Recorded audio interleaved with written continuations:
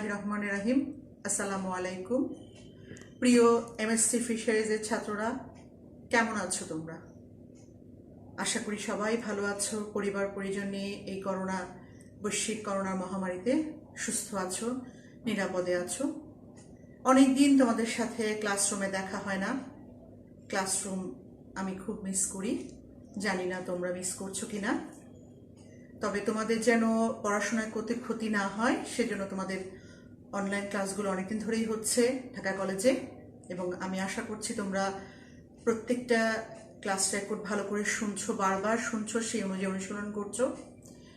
ইতিমধ্যে আমি পপুলেশন ডিনামিক্সের অনেকগুলো টপিক শেষ করে ফেলেছি। মোটামুটি তোমাদের সিলেবাস প্রায় শেষের দিকে। আজকে আমি তোমাদের খুবই ইম্পর্টেন্ট, তোমাদের এবছরের জন্য, পরীক্ষার জন্য খুব ইম্পর্টেন্ট ট্যাগ এবং ট্যাগিং, এটা নিয়ে আলোচনা করব।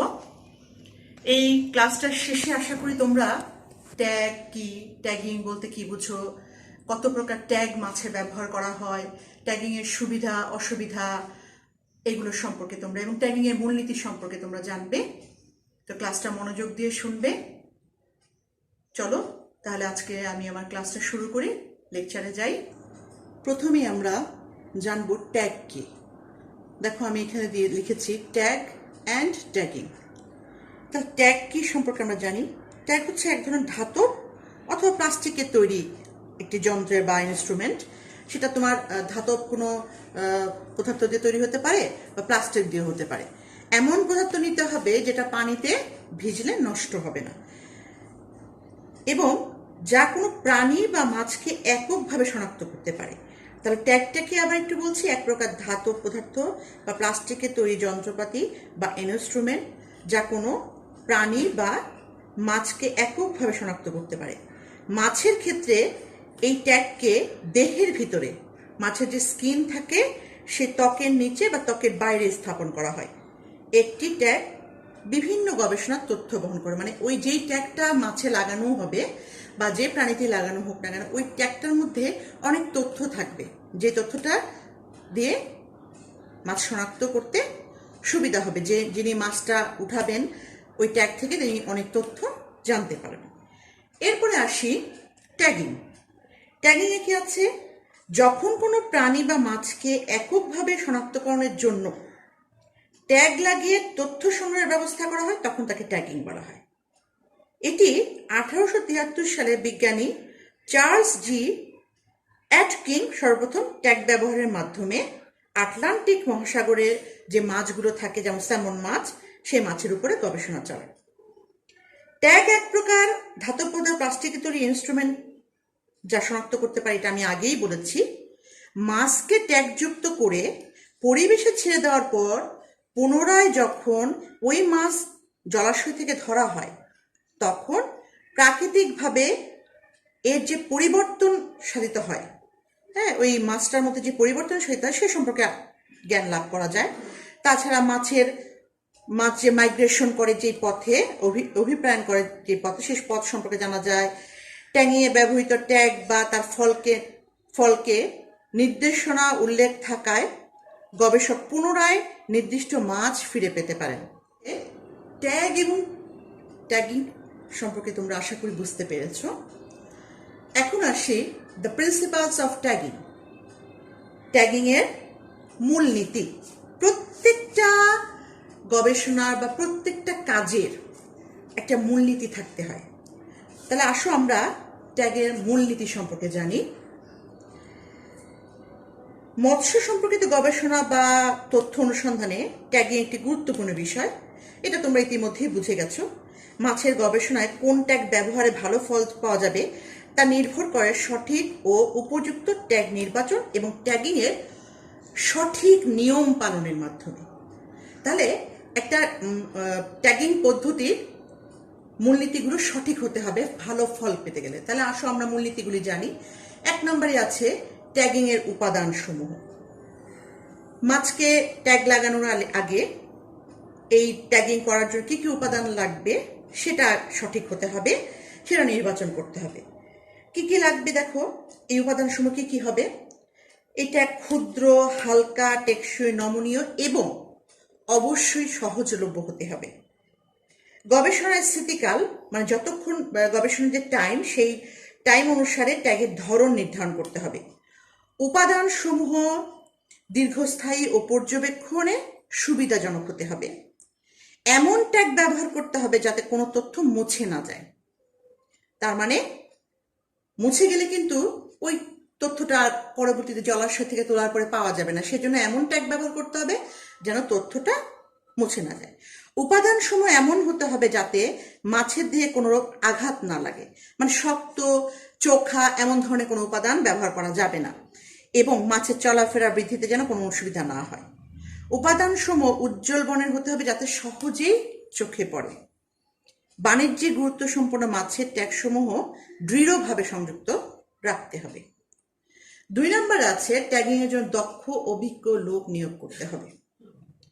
ট্যাগিং এর ক্ষেত্রে অভিজ্ঞ দক্ষ লোক নিয়োগ করা একান্ত দরকার, কারণ দক্ষ লোক না হলে বা অভিজ্ঞ সম্পন্ন লোক না হলে ঠিকমতো ট্যাগের কাজটা করতে পারবে না। দেখা যাবে ঠিকমতো না লাগালে ট্যাগ খুলে যেতে পারে, মাছের মৃত্যু হতে পারে, তারপর ট্যাগযুক্ত মাছের উদ্ধার কাজও ব্যাঘাত ঘটতে পারে। সেই জন্য অবশ্যই অভিজ্ঞতা এবং দক্ষতা একটা বিরাট ফ্যাক্টর এক্ষেত্রে। 3 নম্বরে আছে নির্দিষ্ট মাছে নির্দিষ্ট ট্যাগ ব্যবহার। মাছের প্রজাতি অনুসারে বিভিন্ন প্রকার ট্যাগ ব্যবহার করা উচিত।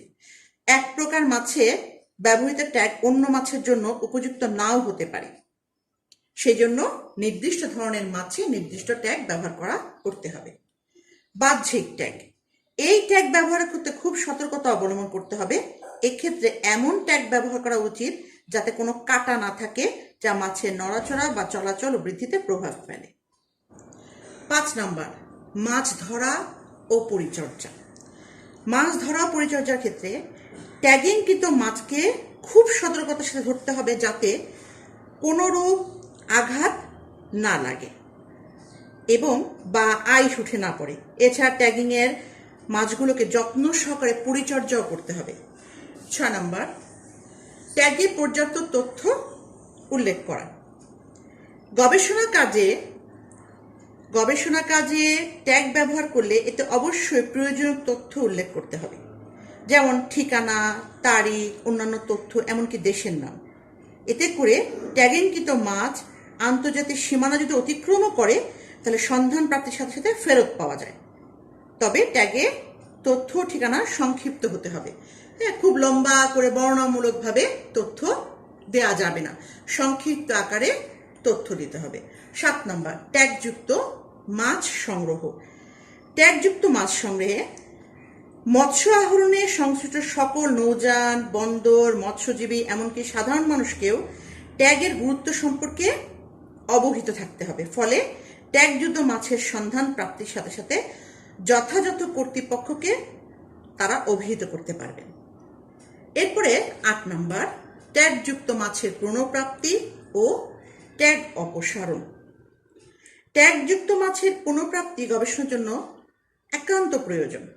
গবেষণার শেষ সময় পর্যন্ত ট্যাগটি বজায় থাকতে হবে এবং সঠিকভাবে সংরক্ষণ থাকতে হবে, এবং কার্যক্রম শেষে সতর্কতার সাথে দেহ থেকে ট্যাগটি বের করে দিতে হবে।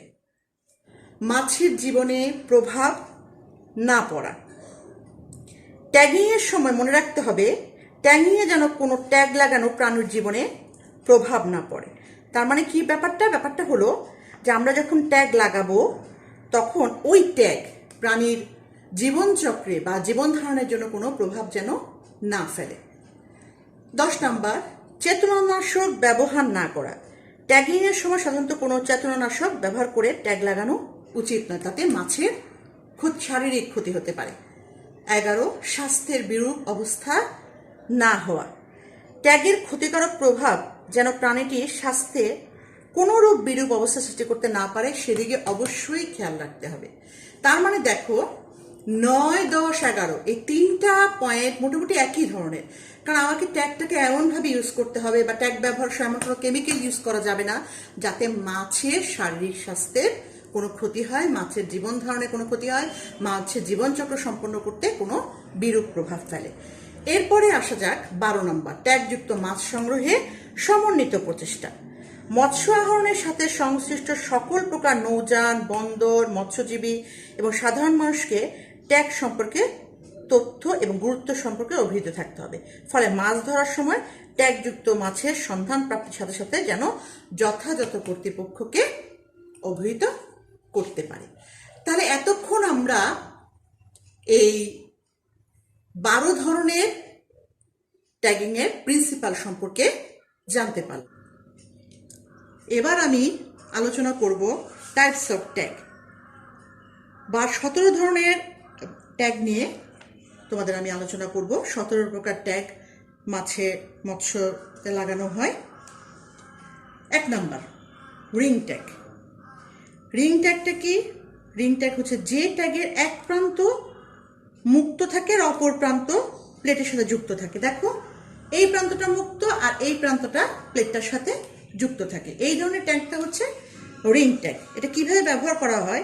রিং ট্যাগের রিংটি মুক্ত প্রান্ত দ্বারা সাধারণত মাছের অ্যাডিপোস পাখনাকে ছিদ্র করে প্লেটের সাথে যুক্ত করা হয়। ঠিক আছে, পাখনাকে ছিদ্র করে এই জায়গাটা ঢুকিয়ে দেওয়া হয়, ছিদ্র করে তার সাথে বসিয়ে দেওয়া হয়। এরপর দেখো 2 নাম্বার আছে পিটারসন ট্যাগ। বিজ্ঞানী পিটারসন 1894 সালে এই ট্যাগটি আবিষ্কার করেন। তার নাম অনুসারে হয়েছে পিটারসন ট্যাগ।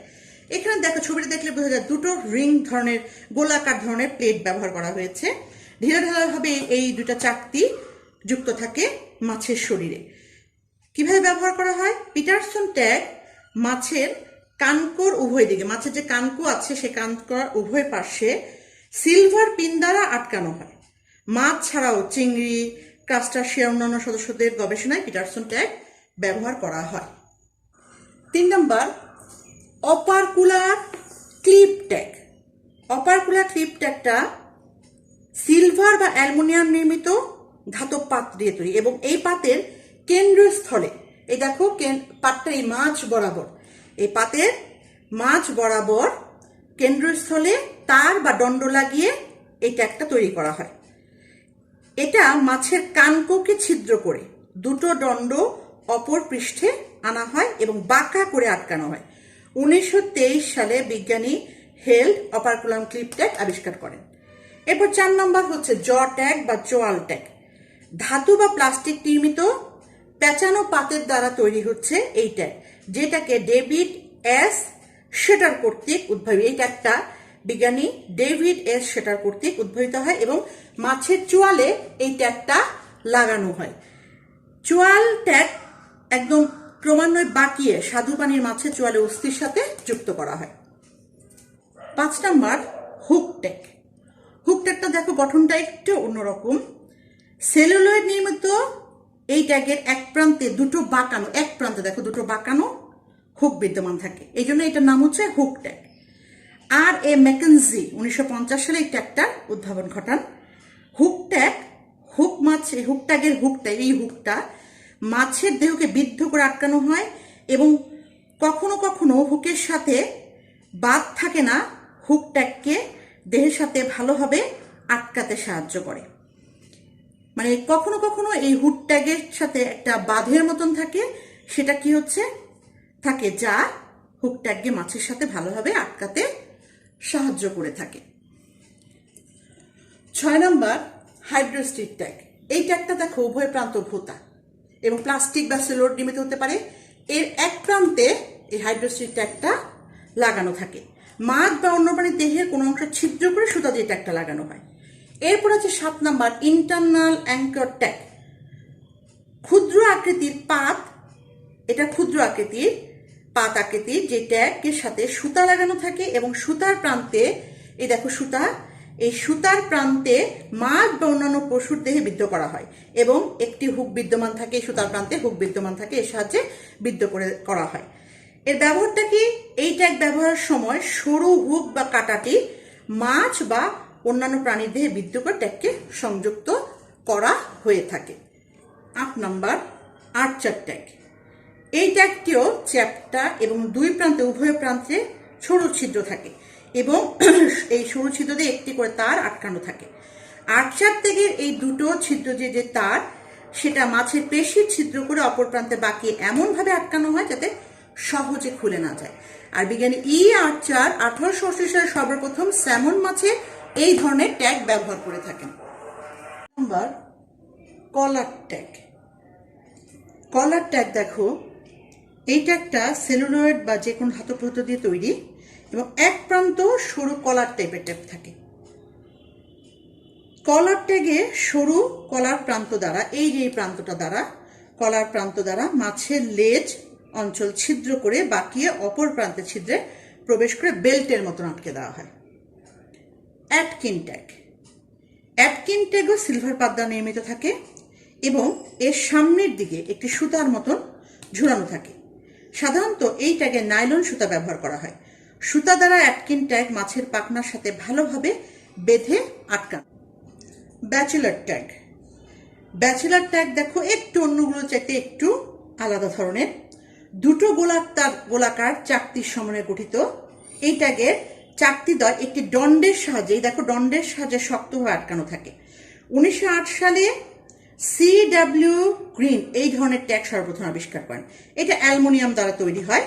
এই ব্যাচেলার বাটন ট্যাগের চাকতি দুটি মাছের কানকোর দুপাশে স্থাপন করে দণ্ড দ্বারা কানকে ছিদ্র করে তারপর বোতামের মতন করে এরকম করে আটকানো থাকে।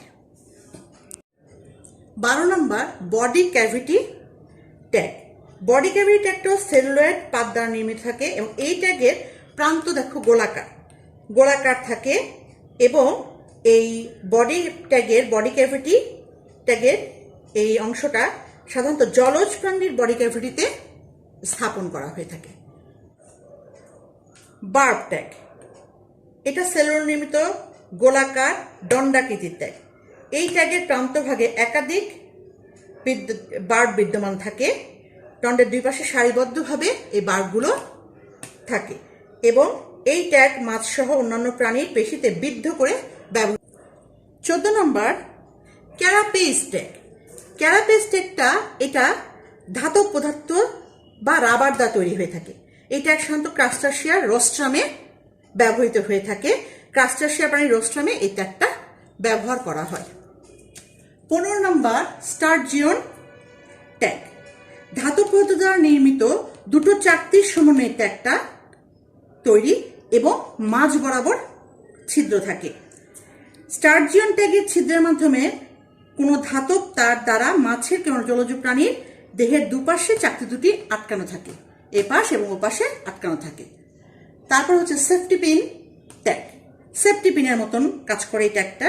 অ্যালুমিনিয়ামের তৈরি, অ্যালুমিনিয়াম ধাতুর তৈরি পাতের ন্যায় ট্যাগের প্রান্ত সুচালু এবং অপর প্রান্ত প্রশস্ত ছিদ্রযুক্ত, তাকে সেফটি পিন ট্যাগ বলে। দেখো এই পাশটা সুচালু আর এই পাশটা প্রশস্ত। 17 নম্বর স্ট্র্যাপ ট্যাগ। এটাও অ্যালুমিনিয়াম পদার্থ দ্বারা তৈরি, চ্যাপ্টা পাত এবং লম্বা, অগ্রভাগটা থাকে সুচালু।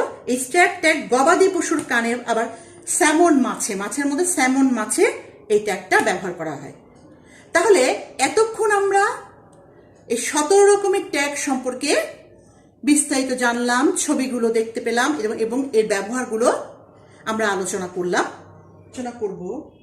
ট্যাগিং এর সুবিধা অসুবিধা, অ্যাডভান্টেজ অফ ট্যাগিং। মৎস্য সম্পদের সামগ্রিক ব্যবস্থাপনা পদ্ধতির জন্য ট্যাগিং তো একটা গুরুত্বপূর্ণ পদ্ধতি, এতক্ষণে তোমরা বুঝেই গেছো, এবং এর প্রয়োজনীয়তাও অনেক। তার এই সুবিধাগুলো আমরা দেখি। 1 নম্বর বয়স ও বৃদ্ধি নির্ণয়। অনেক প্রজাতির বয়স বৃদ্ধির হার আইসের বৃদ্ধি রেখা গণনার মাধ্যমে নির্ণয় করা হয়। এক্ষেত্রে ট্যাগযুক্ত মাছকে সহজে বারবার ধরে পর্যবেক্ষণ করা যায়। প্রজাতির পার্থক্য নির্ণয়। কিছু কিছু মাছ যেমন স্যামন ও ট্রাউটস, এদের মধ্যে পার্থক্য নির্ণয় বেশ কষ্টসাধ্য হয়ে পড়ে। এই সকল ক্ষেত্রে ট্যাগ সন্নিবেশিত করলে প্রজাতি চিহ্নিত করা সহজ হয়। সংখ্যা নিরূপণ। মৎস্য সংখ্যা সঠিক জানা থাকলে বাণিজ্যিক ভিত্তিক মৎস্য আহরণ সম্ভব। মাছকে চিহ্নিতকরণ এবং পুনর্প্রাপ্তির মাধ্যমে এই প্রক্রিয়াটা সম্ভব। ঘনত্ব নির্ণয়। মাছের ঘনত্ব বিভিন্ন প্রকার মাছের আনুপাতিক সংমিশ্রণ ট্যাগের মাধ্যমে নির্ণয় করা যায়। প্রজননের হার নির্ণয়। কোন মাছ কত বয়সে এবং কতদিন অন্তর অন্তর প্রজনন সক্ষম ট্যাগিং এর মাধ্যমে তা নির্ণয় করা সম্ভব। যেমন বলা যায় আটলান্টিক মহাসাগরের স্যামন প্রতি 2 বছর অন্তর প্রজনন করে থাকে। ট্যাগিং এর মাধ্যমে এটা নির্ণয় করা সম্ভব। রিক্রুটমেন্টের হার নির্ণয়। তরুণ মাছ মানে ইয়াং মাছ প্রবেশের সময় ট্যাগিং করে ছাড়া হলে নির্দিষ্ট সময় পর কোন বয়সের মাছ কতগুলো ছাড়া হয়েছে তার তুলনায় তার হার নির্ণয় করা যায়, সমগ্রকের তুলনায় তার হার নির্ণয় করা যায়। চলাচল ও অভিপ্রায়ন নির্ণয়। তার আগে মৃত্যুহার নির্ণয়টা বলে নেই। মৎস্য আহরণ ও স্বাভাবিক এবং স্বাভাবিক অথবা প্রাকৃতিক মৃত্যুর হার নির্ণয় ট্যাগিং একটি সফল প্রক্রিয়া। এরপর আসি চলাচল ও অভিপ্রায়ন নির্ণয়। বিভিন্ন ঋতুতে ভিন্ন ভিন্ন সময় মাছের চলাচল ও অভিপ্রায়নের হার ও গতিপথ পর্যালোচনায় ট্যাগিং পদ্ধতিটা খুব কার্যকরী। যেমন সমুদ্র হতে নদীতে আসা ইলিশ মাছের গতিপথ ট্যাগিং এর মাধ্যমে নির্ণয় করা যায়। ভৌগোলিক বিস্তার নির্ণয়। ট্যাগিংকৃত মাছ মুক্ত জলাশয়ে ছেড়ে দিয়ে এবং আহরণের মাধ্যমে মাছের বিচরণ ক্ষেত্র বা ভৌগোলিক বিস্তার নির্ণয় করা সম্ভব। এবার আসি ট্যাগিং এর অসুবিধা, ডিসঅ্যাডভান্টেজ অফ ট্যাগিং। ট্যাগিং এর যেমন সুবিধা আছে তেমনি বেশ কিছু অসুবিধাও আছে। তো চলো অসুবিধাগুলো আমরা জানি। ট্যাগ লাগানোর ফলে অনেক সময় মাছ অস্বস্তিতে ভোগে, ফলে জীবন ধারণ তাদের জন্য কঠিন হয়ে পড়ে। এছাড়াও মাছের গায়ে যুক্ত ট্যাগ কি পরিমাণে হারিয়ে যায় এর সঠিক হার নির্ণয় করা যায় না সহজে।